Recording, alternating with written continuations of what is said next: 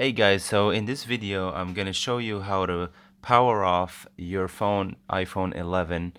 In this case it's a Pro Max.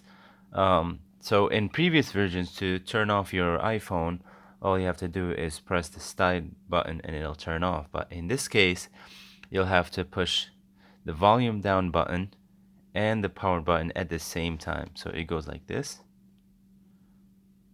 Gives you two options.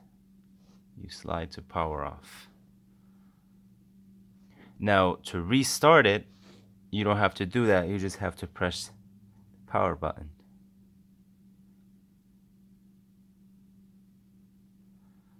Okay, and that's it. Give it a chance to restart.